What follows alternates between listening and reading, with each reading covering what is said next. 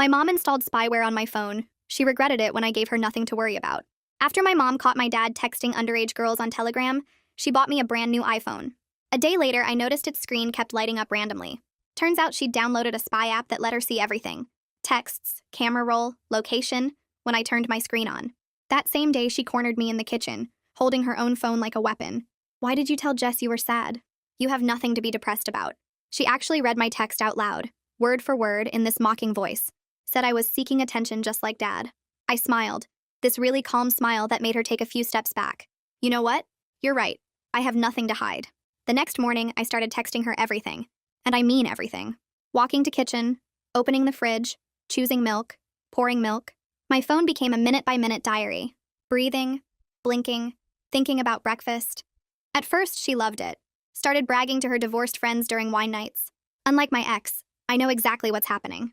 No secrets in this house. But by day 3, her phone was buzzing nonstop.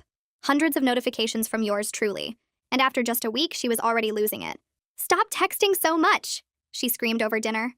I pretended to look confused. "But you said no secrets?" "I'm following your rules perfectly." She couldn't complain, because I was doing exactly what she'd asked for. I had no idea how much it would backfire. Because the more I played with her, the more addicted she became to my micro-updates. If I forgot to text for 30 minutes and I wasn't in class, she'd call the school asking a teacher to check up on me. One night, she actually called the cops because my location showed me sitting still for too long at a park bench without texting her about what type of tree I was sitting beside. I thought she was trying to teach me a lesson. But when I got home that night, she grabbed my shoulders with a manic look in her eye, repeating something about how silence means secrets, and Daddy went quiet when he was texting her. For 2 weeks, things got worse. She wasn't eating, wasn't sleeping, just watching her screen. She started sleeping outside my door. I'd hear her breathing, waiting for me to make a sound. Then one day, I came home and every door in our house was gone. I walked through the house in a daze, my heart pounding harder with each missing frame. Security cameras were strategically placed in every corner, their red lights blinking like eyes. She had even placed 2 above my bed, angled directly at my pillow. When I finally found her, she was sitting silently in the living room, watching the security camera footage. When she looked up at me, her eyes were bright with this terrifying joy. "Now we can be close," she said, spreading her arms wide. "No barriers, no secrets, just like before Daddy destroyed us." Well, if she wanted a show, I'd give her one. I decided to pretend I was losing my mind, give her the most disturbing footage possible. I started talking to the cameras like they were my friends. "Good morning, camera 3. Yes, I see you too, camera 4. I'd sit in corners rocking back and forth for hours, whispering nonsense. Sometimes I'd just stare directly into one camera without blinking until my eyes watered. I kept it up for weeks, getting more disturbing each day. Eating with my hands, sleeping on the floor, drawing invisible patterns on the walls. I don't know what I wanted her to do. I just knew it felt good to have some sort of control over the situation. Then one morning, I woke up and something felt wrong. My head was cold, and the entire room smelled like bleach mixed with something chemical and wrong. I touched it and felt skin where hair should be. I immediately ran to the bathroom mirror and nearly screamed. I was completely bald. Not a single hair left. That's when she walked in behind me, and I saw her reflection in the mirror. On her head was a wig. I touched it while adrenaline pumped through my body. "Mom, is this my hair?" She nodded enthusiastically and smiled. "Now you can't hide anything from me," she whispered, running her fingers through my hair, her wig. Even your thoughts were under that hair. Her eyes were empty. Not Mom's eyes anymore. Something else looking out through her face. She pulled out electric clippers, still humming, still warm. "Your eyebrows are next," she said softly. "Then we'll see what you're really thinking." And what she did next made me realize I'd never escape. I woke up on the bathroom floor where I passed out after she left, my hand automatically reaching for my head and finding only smooth skin where my hair used to be. The cold tile pressed against my cheek, and the chemical smell still hung in the air, making my stomach turn. The wig she made from my own hair sat on the counter like a trophy, the strands I grew for years now belonging to her. I pushed myself up and my arms shook from lying in the same position for hours. My phone buzzed with a text from her asking why I wasn't responding, and I realized I had maybe 30 seconds before she came to check on me. I grabbed my phone and typed out that I was in the bathroom, then splashed cold water on my face to wake up fully.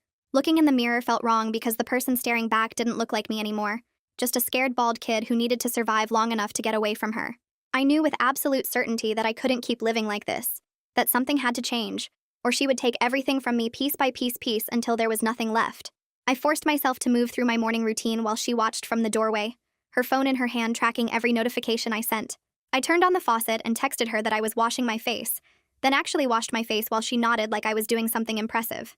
Brushing my teeth took 3 separate texts, because she wanted to know which toothpaste I chose and how long I brushed each section. My clothes options were limited because she had hidden most of my hoodies and anything with pockets deep enough to hide things in, so I texted her about choosing between a blue shirt and a gray one. She responded immediately telling me to wear the gray one because blue made me look sneaky, whatever that meant. I pulled on jeans and socks while typing out each action, my fingers moving automatically now after weeks of this routine. She smiled at me from the doorway like we were sharing a nice mother-daughter moment instead of her watching my every move through cameras and texts.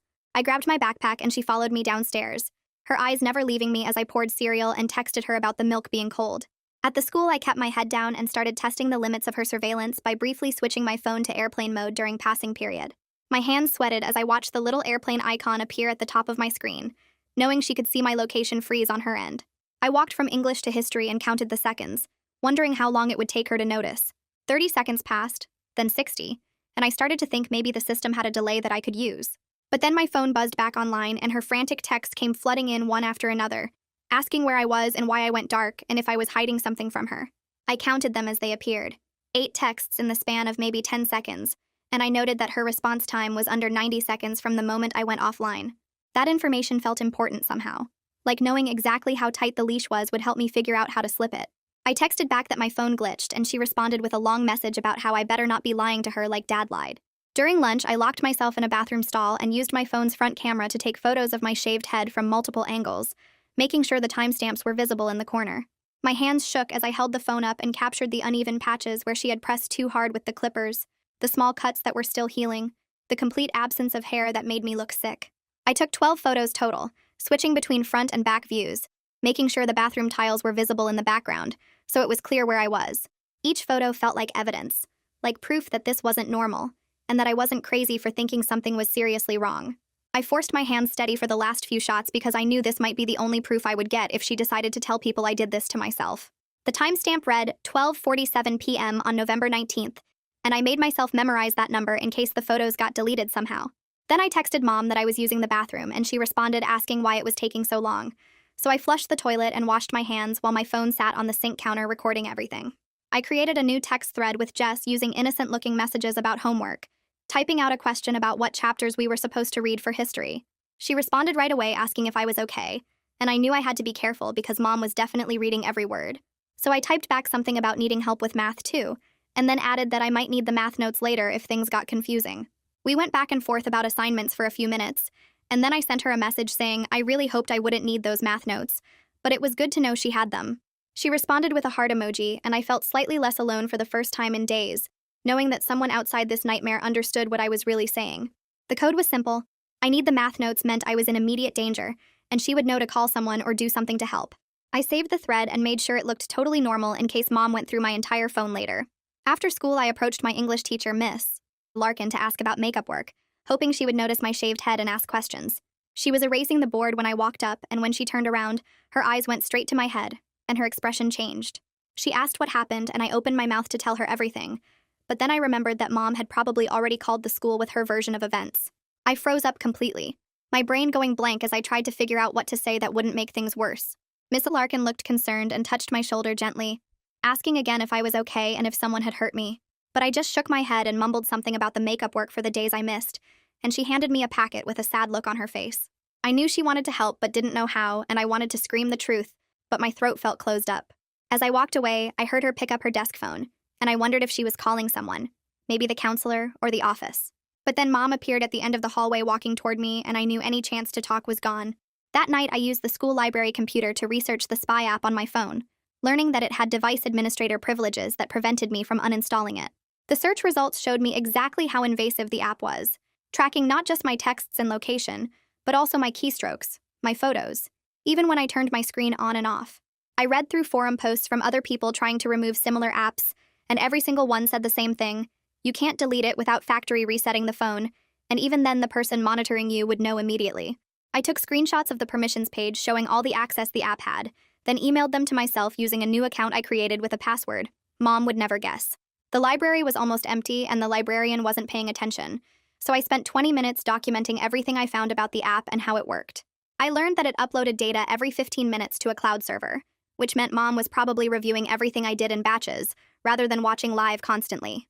That small detail felt important, like maybe there were gaps I could use if I timed things right. Sleep became almost impossible because Mom had started sleeping in the hallway right outside my doorless room, and I could hear her breathing and shifting position all night. Every time I started to drift off, her weight would creak on the floorboards, or she would cough and I would snap awake again, my heart pounding. I learned to lie perfectly still and breathe evenly, even when I was wide awake, performing sleep like it was a survival skill that would keep her from coming in to check on me. My eyes stayed open in the dark, staring at the ceiling while I counted my breaths, making them slow and steady so she would think I was actually asleep. Sometimes she would whisper things I couldn't quite hear, or I would see her shadow move across the wall as she repositioned herself. The cameras above my bed recorded everything with their blinking red lights, and I wondered if she was watching the footage live on her phone while sitting right outside my room. By 3 in the morning, my whole body ached from staying so still, but I didn't dare move because any sound might bring her in here with questions about why I was awake. On the third night, she came in with the electric clippers again, saying it was time for my eyebrows, but I managed to talk her down by promising to text even more frequently. She stood at the foot of my bed holding the clippers, and I could hear them buzzing before she even turned them on, the sound making my skin crawl. I sat up and told her I would send her updates every 10 minutes instead of every 15, that I would text her about everything including my thoughts if she wanted. She considered this while the clippers hummed in her hand, her eyes looking past me at something I couldn't see. Then she agreed to wait, but kept the clippers on my nightstand as a reminder, setting them down carefully like they were precious. I spent the rest of the night staring at them, watching the silver blades catch the red glow from the camera lights, knowing that next time I might not be able to talk her out of it. My eyebrows felt like they were burning even though she hadn't touched them, and I kept reaching up to make sure they were still there. I discovered my phone's Shortcuts app could send automated texts at scheduled intervals, so I programmed it to send her updates every 15 minutes during my morning classes. The app let me create custom messages that would trigger automatically based on time, which meant I could set up a whole morning's worth of texts before school even started. I typed out boring updates about being in class, taking notes, listening to the teacher, walking to my locker, and scheduled them to send throughout the day. This bought me small windows of time where I wasn't actively typing and could focus on planning my next steps, maybe even talk to someone without her immediately knowing. I tested it during first period and watched my phone send a message on its own while I sat there doing nothing, and Mom responded with a thumbs up like everything was normal. The automated texts wouldn't fool her forever because eventually she would notice they were too regular and predictable, but for now it gave me just enough breathing room to think clearly. I added the shortcuts to my home screen disguised as a calculator app so she wouldn't find them if she ever got her hands on my phone. I slide the phone back under my pillow and open my eyes just enough to watch the shadows on the wall, making sure she doesn't move from her spot in the hallway. My automated text system sends another update about sleeping peacefully, and I hear her phone buzz softly outside my room. The next morning, I eat breakfast while she watches me from across the table, her eyes tracking every movement of my spoon from bowl to mouth. I text her that I'm eating cereal, chewing, swallowing, and she nods along with each notification like she's conducting an orchestra. At the school, I head straight to the library during study hall and log into one of the Chromebooks they keep on the charging cart. I open a private Google Doc and title it Timeline in plain text so it looks like a school assignment if anyone glances at my screen. My fingers shake a little as I start typing, but I force them steady because this is important. Door removal November 3rd, I write. Then cameras installed November 5th. Head shave November 18th. Clippers threat November 21st. I add details about the spy app installation, the bathroom monitor, her sleeping in the hallway, every single thing I can remember with exact dates. The bell rings before I finish, but I save it and log out, making sure to clear my browser history even though the school computers do that automatically. After school, I decide to test something. So instead of walking straight home, I take a detour to the convenience store 3 blocks past my usual route. I keep my phone in my pocket and walk at a normal pace, counting the minutes in my head while my automated texts keep sending her updates about walking home from the school. I make it inside the store and I'm looking at the candy aisle when my phone starts buzzing. 17 minutes, I note, which means her location alerts aren't instant and there's a delay in the system. She's calling now, her name flashing on my screen, and I answer on the 3rd ring. I tell her I stopped to buy gum, and she demands to know why I didn't text her about it first, her voice getting higher and tighter with each word. I apologize and promise to text before making any stops. Then I buy the gum I don't even want, and head home while she stays on the phone with me the entire walk. The next day, Jess catches me by the bike racks after school, and I can tell from her face that she has something for me. She pretends to adjust her backpack and slips something into my hand, and when I look down, I see it's a phone, old and scratched but still working. No service but the camera works, she whispers, and I close my fist around it and nod. We don't hug or talk long because I know Mom is probably watching my location dot right now, but Jess squeezes my hand once and says the word lighthouse, and I squeeze back. I hide the phone in my jacket pocket and text Mom that I'm talking to Jess about homework. Then I say goodbye and head to the parking lot where she's waiting in the car. Walking through the halls the next morning feels like everyone is staring at my bald head, and I pull my hood up even though it's against dress code. I hear someone whisper behind me that I must be in chemo, and another voice says something about cancer, and I want to turn around and scream the truth at them. Instead, I just keep walking and banking all this rage for when I can actually use it, storing it up like fuel. During fourth period, the intercom crackles and asks me to come to the front office, and my stomach drops because Mom shouldn't be here yet. But when I get there, she's standing at the counter talking to the secretary, smiling and laughing like we're a normal family. She tells them she wants to observe my last period class because she's so involved in my education, and the secretary actually thinks this is sweet and writes her a visitor pass. I have to sit through 45 minutes of history class while Mom watches me from the back row, her eyes never leaving me even when I'm just taking notes. After class, Miss Larkin catches me at the door and asks quietly if I'm okay, and I can see she wants to help but doesn't know how. I lean in close and whisper that I didn't do this to myself, gesturing at my head, and her face changes. Then Mom appears in the doorway asking if everything is all right, and Mr. Larkin just nods and tells me to have a good day. The next morning, Jess finds me before first period and hands me a library book about photography, and when I open it later in the bathroom, there's her old phone tucked inside the pages. I hide it in my locker behind my winter coat where Mom will never think to look, and having a device she doesn't know about makes me feel like I found a weapon. All through chemistry, I'm planning how to use it without getting caught, thinking about angles and timing and where I can hide the footage. During lunch, I skip eating and go to the library computer instead, searching for information about protective orders and CPS reporting. I learn that teachers are mandated reporters, which means Miss A. Larkin has to report suspected abuse. But I also learn that the system moves slowly, and investigations can take weeks. I print everything out and fold the papers small enough to hide in my chemistry textbook, memorizing the important parts about what counts as evidence. That evening, Mom announces a new rule while I'm doing homework at the kitchen table. 8 minutes for showers starting now, she says, and you have to leave the door open so I can make sure you're safe. I feel my last piece of privacy crumbling away, but I just nod and say, okay, Mom. Later, she goes through my bathroom stuff, actually counting my tampons and checking how much soap is left in the bottle, writing it all down in a little notebook. Late that night, I wait until I hear her breathing go slow and steady in the hallway. Then I carefully reach under my pillowcase and pull out Jess's phone. I turn it on with the volume all the way down and the brightness as low as it will go. Then I angle it toward the doorway where Mom is sleeping on the floor. I press record and whisper to the camera about how she's been outside my room for 6 hours, how she monitors my bathroom time, how she counts my tampons.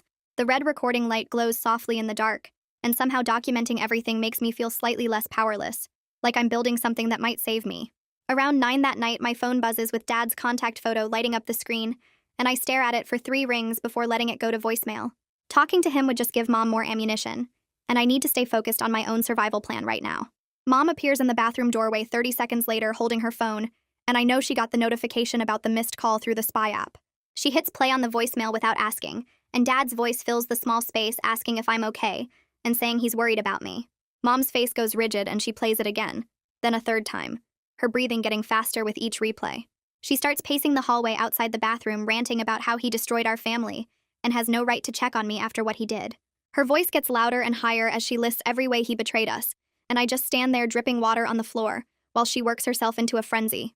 The rant goes on for over an hour, circling back to the same points about secrets and lies, and how she's the only one who really cares about keeping me safe. I text her that I'm going to bed and she finally stops talking, but I can hear her pacing in the hallway muttering to herself. Around midnight, I'm lying in bed staring at the camera lights when I hear her footsteps coming toward my doorway. She's holding the electric clippers and there's this manic determination in her eyes that makes my stomach drop. She tells me it's time for my eyebrows to go, and I actually say no out loud, my voice coming out stronger than I expected. She moves toward me anyway and I scramble backward on the bed, telling her to stop. When she reaches for my face, I shove her away harder than I mean to, and she stumbles backward into the doorframe. Her expression shifts from determined to shocked, and then something dangerous that I've never seen before. She starts yelling about how I'm violent and out of control, just like my father, and I yell back that she's the one who's lost it. Our screaming match echoes through the doorless house, and I'm dimly aware that neighbors might hear, but I'm too angry and scared to care anymore. She's advancing on me again with the clippers when there's a sharp knock on the front door that makes us both freeze. The knock comes again, louder and more official, and Mom's face goes pale. She drops the clippers on my bed and smooths her hair before walking to the front door. I follow her and see 2 police officers standing on our porch through the window. Mom takes a deep breath and opens the door with this completely different expression, concerned and slightly embarrassed. The older officer asks if everything is all right because they received a noise complaint from a neighbor. Mom transforms right in front of them into this worried parent dealing with a troubled teen. She explains that I've been acting out ever since my father's legal troubles started and gestures for me to come closer. When I step into view, both officers' eyes go to my shaved head, and I see pity replace their initial concern. Mom tells them I did this to myself and that she's been trying to get me help, but I keep refusing. She's so convincing that I almost believe her myself, and I realize how impossible it would be to explain the truth right now. The younger officer, a woman with kind eyes, asks me directly if I'm okay, and I want to scream no, but I just nod. She pulls out her card and writes something on the back before handing it to me, telling me I can call anytime. I read the name printed on the front, Officer Melissa Larkin. I memorize it and tuck the card into my pocket, thinking I might need it later. The officers tell Mom they have to file a report about the noise complaint, and she nods understandingly, playing the exhausted single mother perfectly. After they leave, she turns to me with this triumphant look and says that now there's a record of my behavior problems. I go back to my room and retrieve the hidden phone to record a whispered account of what just happened, including Officer Larkin's name. The next morning, I drag myself to the school running on maybe 2 hours of sleep, and halfway through second period, the intercom crackles asking me to report to the counseling office. I've never been called there before, and my stomach twists as I gather my stuff. The counselor's office is tucked in a quiet corner near the library, and when I knock, a woman opens the door introducing herself as Paisley Henderson. She has short dark hair and wire-rimmed glasses, and something about her careful, gentle way of speaking immediately tells me someone filed a report. She asks me to sit down and offers me water before settling into her chair across from me. Her questions are specific and careful, asking about my appearance change and my home environment without directly accusing anyone. I can tell she's been trained in this, using language that won't make me defensive or shut down. She asks if I feel safe at home, and I hesitate too long before answering yes. That hesitation tells her everything, and I see her make a small note on her pad. We talk for 20 minutes, and I give her just enough truth to keep her concerned, but not enough to trigger immediate action because I'm not ready yet. When she walks me back to class, she squeezes my shoulder and tells me her door is always open. By lunch, Mom has somehow found out about the counselor meeting, and my phone explodes with texts demanding to know what I said. Before I can figure out how to respond, the school secretary's voice comes over the intercom asking Paisley to check her voicemail. I'm in the cafeteria when I see Paisley walking past, and our eyes meet for just a second. Later that afternoon, I get called back to her office, and her expression has changed from concerned to frustrated. She tells me she got a voicemail from my mother explaining that I've been cutting myself and lying for attention just like my father. I watch Paisley's face as she chooses her words carefully, telling me that she has to take all reports seriously, but that she's also trained to recognize when something doesn't add up. She tells me that CPS will be doing a home visit within the next few days, and that I should be honest with them about what's happening. She looks apologetic as she explains that the system has procedures and protocols that move slowly, that her hands are tied by mandatory reporting requirements and investigation timelines. I thank her and leave feeling both hopeful that someone is paying attention, and terrified that it won't be fast enough. That evening, Mom is in full preparation mode for the CPS visit, taking down some of the more obvious cameras and hiding the baby monitor. She rehearses her story about my mental health crisis out loud, pacing the living room and adjusting details. Then she makes me practice with her, coaching me on exactly what to say about how concerned she is and how she's trying to get me help. I play along perfectly while mentally recording every single word for the hidden phone later. She tells me to emphasize that Dad's legal problems have been really hard on me, and that I've been acting out for attention. The next morning before homeroom, Jess corners me by my locker and tells me I need to get bolder about collecting evidence. She explains that the system won't help unless I give them something they absolutely can't ignore. She shows me how to upload videos from the hidden phone to a cloud account she set up using a fake email address that Mom can't trace. She also loans me a portable charger that I can hide in my backpack so the phone doesn't die at crucial moments. During study hall, I pull out a piece of notebook paper and write out a detailed note with timestamps of every camera location, the exact date she removed the doors, and a description of the shaving incident. I include the bathroom baby monitor and her sleeping in the hallway, and the eyebrow threat from last night. I seal it in an envelope, and between classes, I slip it to Paisley with a whispered request that she not open it until after the CPS visit.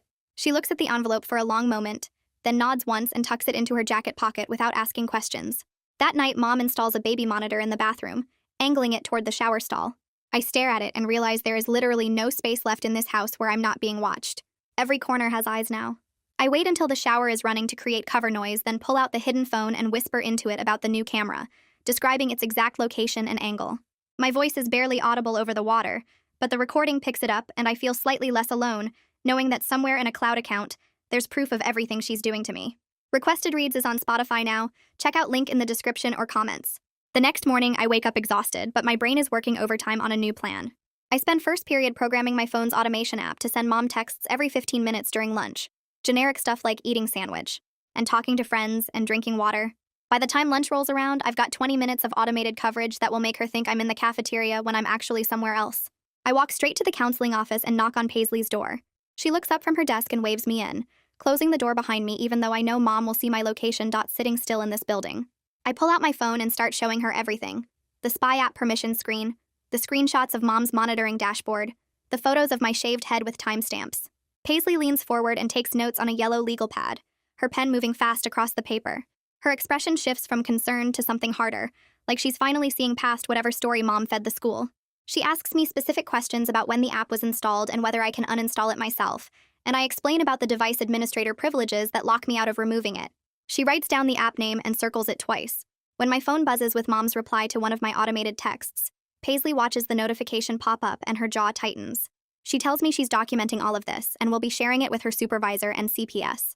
I feel something like hope mixed with terror because I know mom will lose it when she finds out I talked to someone.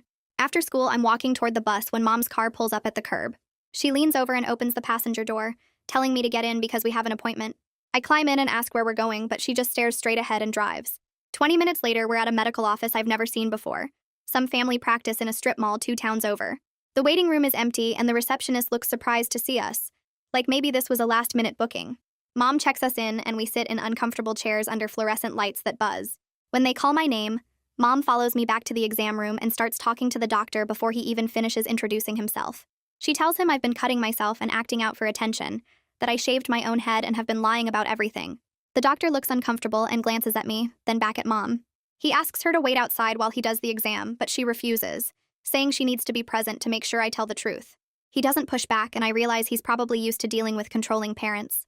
He does a basic physical exam, checking my arms and legs for cuts or scars, looking at my scalp under the bright light. I stay quiet the entire time because I don't know if speaking up will make things worse, if he'll believe me or if he's already decided Mom's version is correct. The doctor sits down on his rolling stool and types notes into his computer. He tells Mom he doesn't see any evidence of self-harm, no cuts or scars or signs of deliberate injury. Mom starts to argue, but he holds up a hand and says he's noting family stress in my file as a contributing factor to my current state. It's not the vindication I wanted, not him calling Mom out or asking hard questions about the shaved head, but it's not the disaster I feared either, not him giving her an official diagnosis she can use as ammunition. I take the neutral language as a small win, because at least he didn't hand her proof that I'm crazy or dangerous to myself.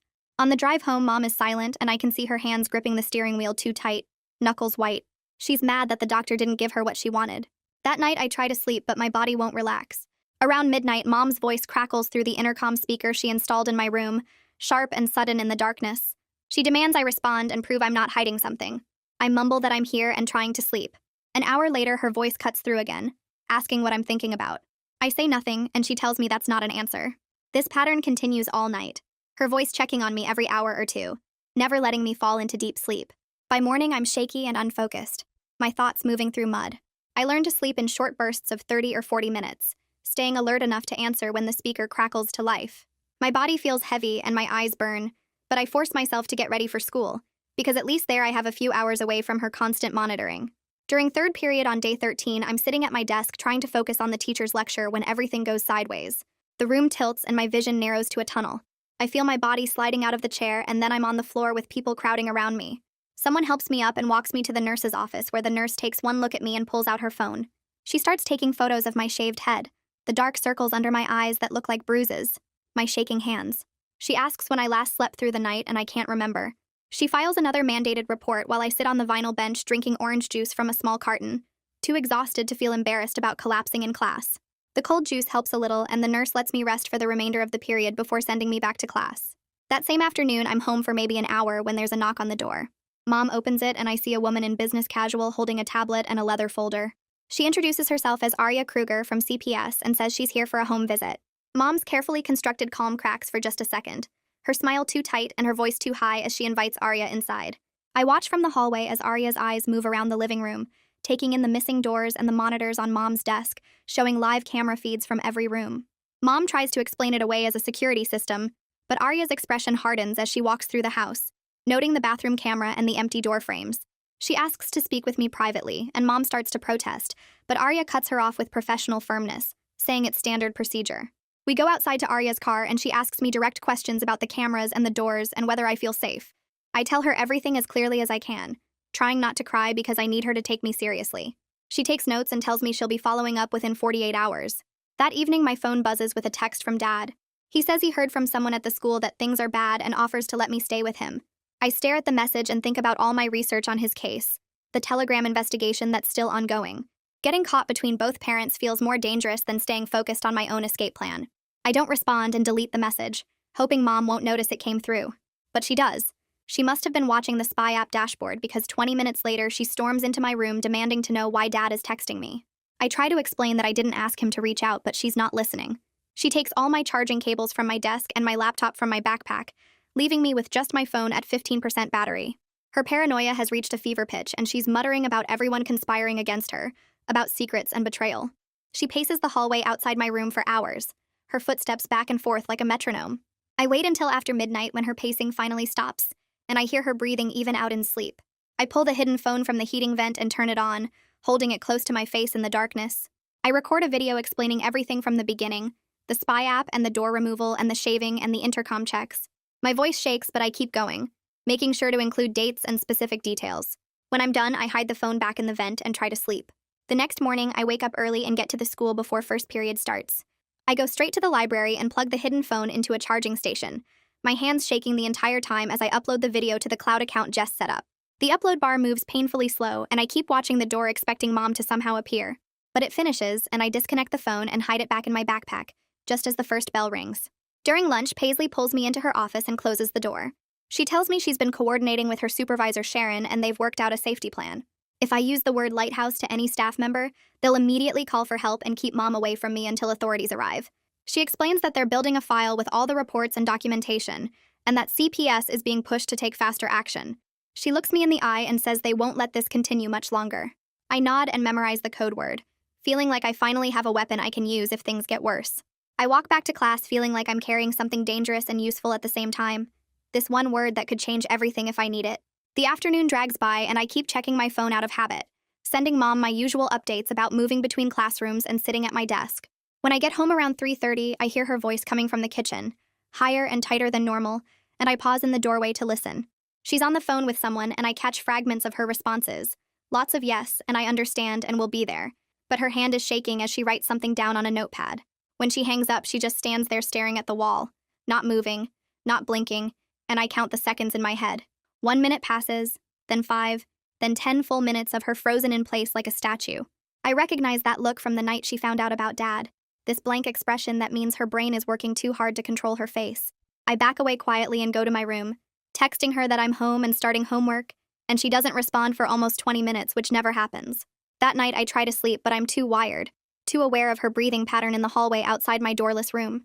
Around 2 in the morning, I hear her footsteps coming closer, and I keep my eyes closed, pretending to be asleep even though my heart is racing.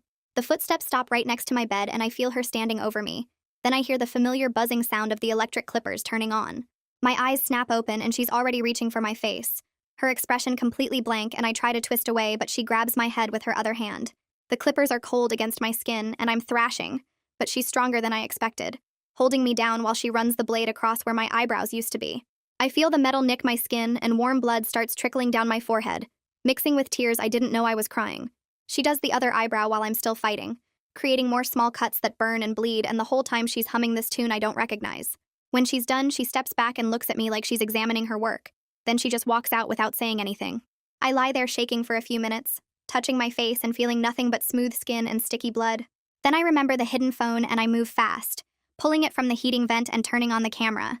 I hold it up close to my face, making sure the bleeding cuts are visible, making sure the timestamp shows it's 2:30 in the morning. My expression in the camera is blank, just empty shock, and I stare at myself for a solid 10 seconds before setting it down. I prop the phone on my desk angled directly at the doorway, making sure the red recording light is hidden in the shadows behind some books. Then I get back in bed and wait, because I know she'll come back to check on me. She always comes back. An hour passes and I hear her footsteps again, slower this time, and she appears in the doorway.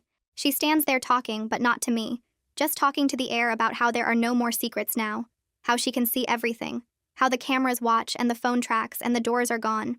She lists all the ways she monitors me like she's reading from a checklist, explaining her reasoning in this flat voice that sounds almost reasonable if you don't think about what she's actually saying.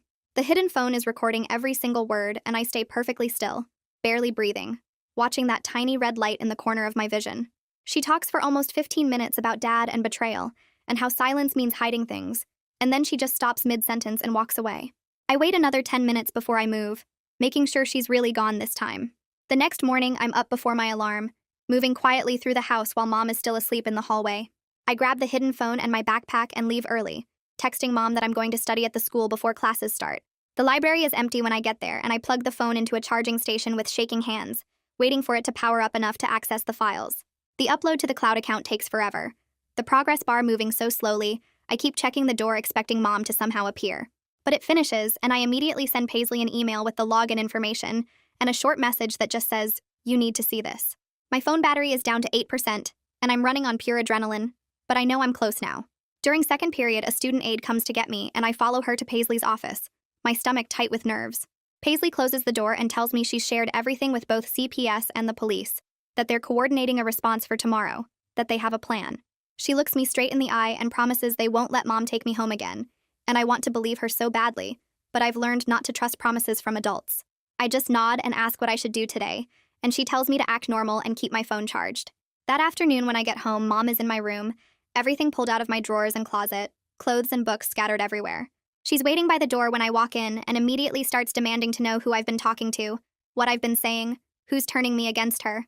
I pull out my phone and start flooding her with texts about my walk home, describing every street corner and stop sign, listing the colors of cars I passed.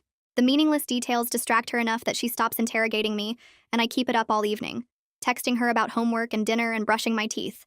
After she finally goes to her spot in the hallway, I spend an hour programming my phone to send automated updates every 10 minutes for the entire next day.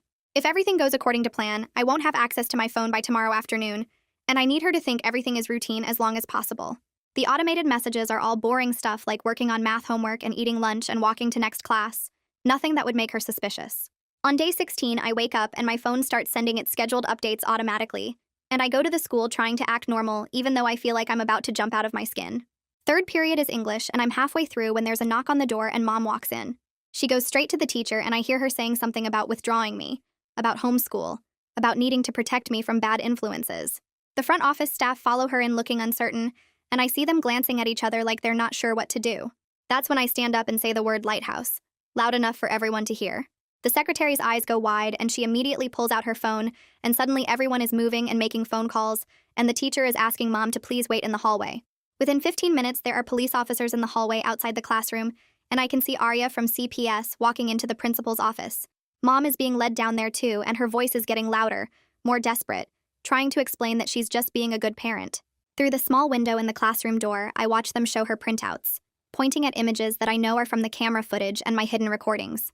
She tries to explain it away as protective parenting, but her voice is getting wild now, almost screaming about how she needs to know everything because of what Dad did. The school nurse appears next to me and puts a hand on my shoulder, guiding me out of the classroom, and I watch from behind her as my mother completely falls apart in front of everyone. Detective Holden Swift steps forward, and his voice is calm but firm when he tells Mom she needs to come with him for a psychiatric evaluation. She starts screaming immediately about how I'm lying and manipulative just like my father, her voice getting higher and wilder as two officers move to escort her toward the exit. Arya appears next to me and puts a hand on my shoulder, telling me I'm going to a safe place for assessment, and I feel nothing but this strange, hollow relief as I watch Mom disappear into a police car through the front windows. The whole thing happens fast, maybe 10 minutes from the moment I said lighthouse to watching the police car pull away, and my legs feel shaky, but I'm still standing. Arya guides me to her car, and we drive to an assessment center across town, neither of us talking much during the 20-minute ride. Inside the building, a nurse with kind eyes examines my shaved head and missing eyebrows, taking photographs from multiple angles and writing detailed notes about every cut and scrape. She measures the healing wounds with a small ruler and asks me to rate my pain level, documenting everything on official forms that she keeps adding pages to. After the physical exam, I spend 2 hours in a small room with a forensic interviewer named Christopher Osborne, who records everything on a camera mounted in the corner.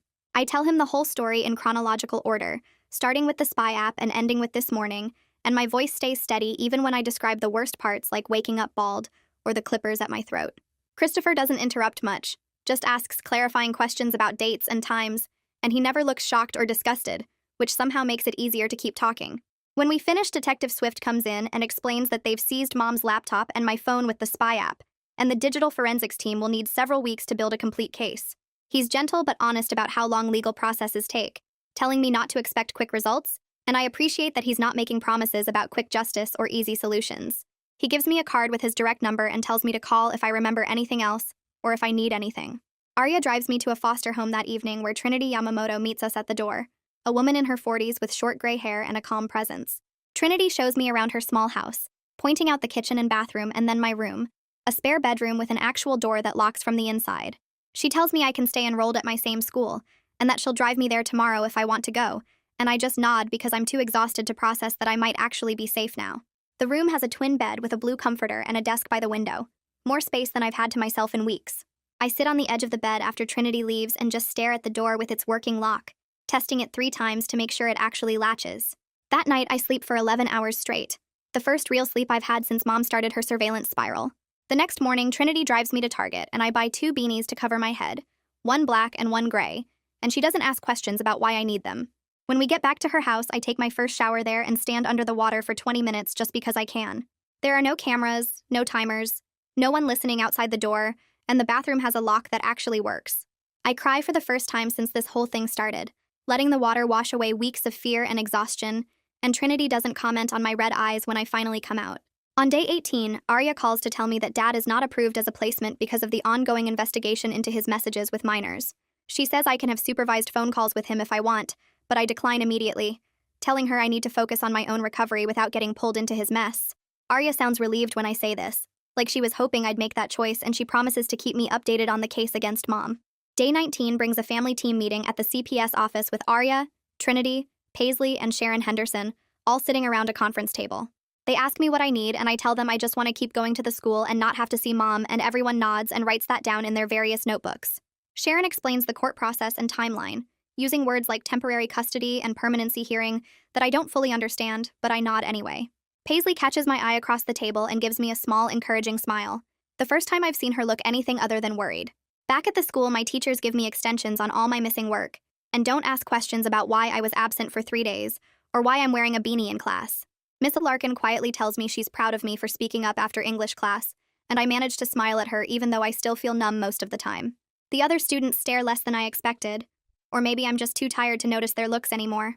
Detective Swift calls Trinity's house on day 20 with an update, asking to speak to me directly.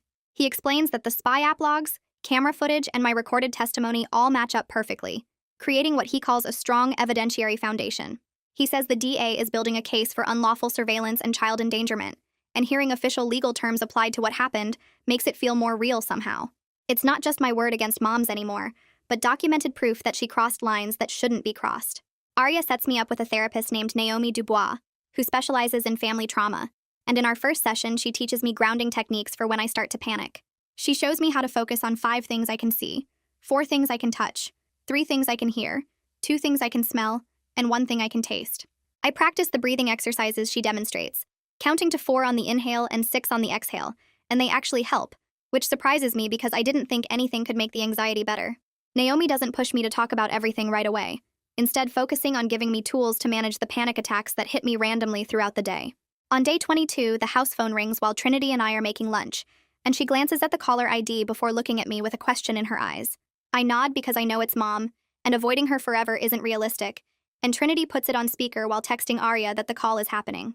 Mom's voice comes through shaky and high-pitched, asking if I'm there and saying she just wants to talk for a minute. Trinity tells her I'm listening, and Mom immediately starts crying, saying she misses me and the house is so empty without me, and she's been going to her appointments like they told her to. Then her voice shifts and gets harder, demanding to know why I told all those lies to the social workers and the police. She says I'm making her look crazy on purpose, that I'm trying to destroy her life just like Dad destroyed the family, and I can hear the edge of panic underneath the anger. Trinity catches my eye and I shake my head, so she tells Mom that I need to go now and we'll talk another time when she's calmer. Mom starts yelling that I can't just abandon her, but Trinity ends the call and the kitchen goes quiet except for the sound of my own breathing. 4 weeks after they removed me from the house, Arya calls to say there's a court hearing scheduled, and I need to come to the courthouse downtown. I sit in a waiting room with Trinity while lawyers in suits walk past carrying folders, and when they finally call my name, I follow Arya into a courtroom where Judge Damon Cross sits behind a big wooden desk.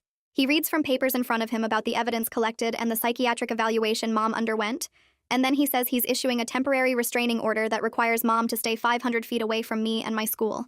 He orders her into a psychiatric treatment program and says visitation will only be considered after she completes it and demonstrates stability, and I feel my shoulders drop and relax for the first time in months. The judge also says the court is ordering that I receive a new phone with a new number that Mom won't have access to, and when we get back to Trinity's house, she hands me a box with a brand new phone inside. I just stare at it sitting in my palm, this ordinary piece of technology that feels impossibly significant. No spy app installed, no location tracking, no one monitoring every text I send or every app I open, and I can barely remember what it felt like to have actual privacy. Trinity shows me how to set it up and transfer my contacts except for mom's number, and I spend 20 minutes just holding it and processing that my messages are actually private now. That weekend, Jess comes over under the foster care visiting rules that Arya explained, and we sit in my room with the door actually closed and just talk about normal things. She tells me about the drama happening with some kids at the school and asks if I've watched the new season of the show we used to talk about, and I'm so grateful she's not making a big deal about everything that happened. We talk about homework and which teachers are assigning too much reading, and for 2 hours I get to feel like a normal teenager, instead of someone whose life fell apart. After she leaves, I realize how much I needed that ordinary friendship after weeks of everything being dramatic and terrible and focused on trauma. On Monday at the school, Paisley finds me between classes and asks if I want to join a support group she runs for students who've been through hard situations. I tell her I'll think about it, but that afternoon I show up to the meeting room just to see what it's like, and there are 6 other kids sitting in a circle talking about their experiences. Hearing them describe their own situations makes me feel less alone, and less like I'm the only person who's dealt with something this messed up. And when the meeting ends, I tell Paisley I think I'll keep coming back. Detective Swift comes by Trinity's house during week 5 to give me an update on the case, and he sits at the kitchen table explaining that legal processes move really slowly. He says mom will likely get something called a treatment diversion instead of jail time, which means she'll have to complete therapy and stay away from me, but probably won't go to prison. Yeah. I can tell he's watching my face to see if I'm disappointed, and he's honest that it's not the dramatic justice I might have imagined from TV shows. But he emphasizes that the restraining order and required treatment are real consequences that will actually keep me safe, and that's what matters most right now. Trinity tells me later that week that I can stay with her as long as I need to, that there's no pressure to figure out permanent placement right away. We spend Saturday afternoon painting my room a color I chose myself from the hardware store, this light blue that makes the space feel calm and open. We hang up posters I picked out and arrange my books on the shelf, and it's the first space I've been allowed to personalize in months, without someone monitoring and controlling every choice. Putting up decorations and arranging furniture feels like claiming ownership of my own life again, making decisions just because I want to without worrying about cameras or consequences. 6 weeks after everything fell apart, I lie in bed in my room with the door closed and locked from the inside, and I realize I haven't checked my phone compulsively in hours.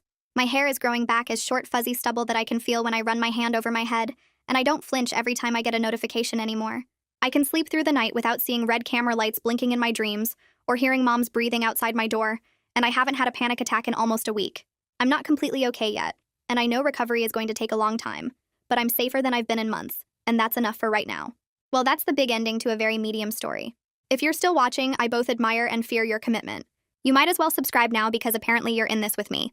See you at the next mistake.